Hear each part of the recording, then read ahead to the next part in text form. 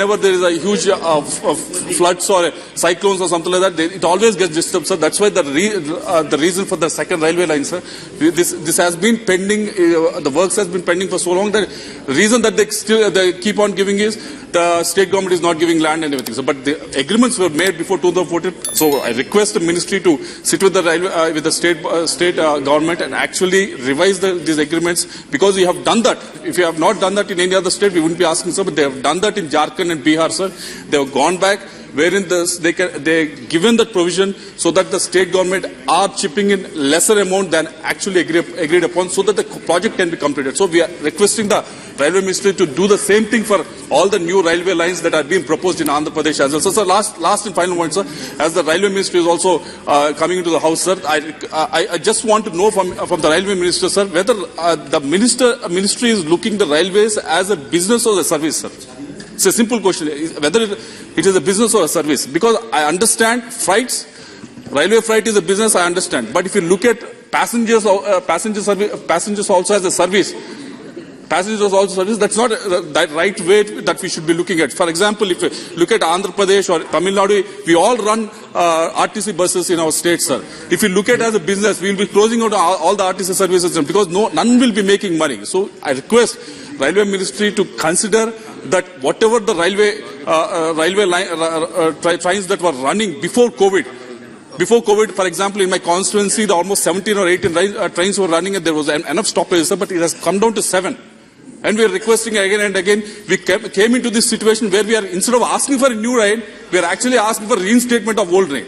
It's so embarrassing to even go into the constituency when people are asking, sir, earlier we had 17 trains that were running in your constituency. Now how can you bring it down to 7? So I want to know whether they are looking at it as a business or a service. Because once you run a trains, I have seen in my Guntur district, sir, the trains were running for the last 100 years. How the growth has happened in the Guntur district, sir. The education has come in, the way they could trade and everything that has happened in Guntur, sir. So if the ministry is looking at as a business and cutting down on the trains and getting into this mindset and also putting this idea into our mindset that ask for Vande Bharat Express, which the ticket will cost around 5 times or 6 times of the cost.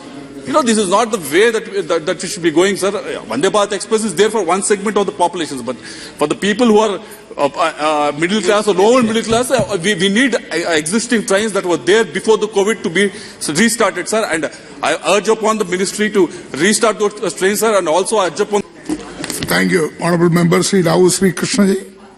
Thank you, sir. Thank you very much. This is moved by our party member, Reddappa Nalakonda Garu, sir. And there are 3 urges that he was asking in this private members bill.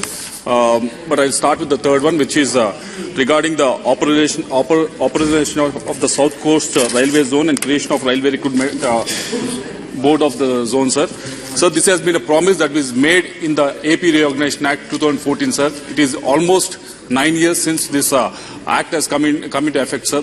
The Andhra Pradesh people have been waiting for this railway zone to happen, sir. It has been promised and it has been also agreed upon that we will establish it, but we still are not able to see any single building that has come up with regards to this zone, sir. So we demand from Andhra Pradesh people, from the side of the people of Andhra Pradesh, that this railway zone be established as soon as possible, sir.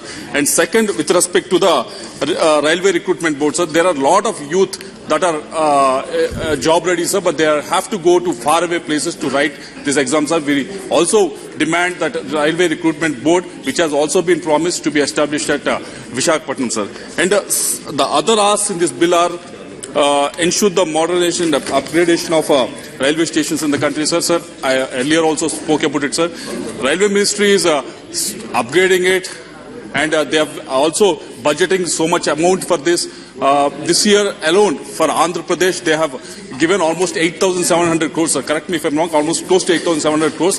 Every year, even last year they said 7,000 crores.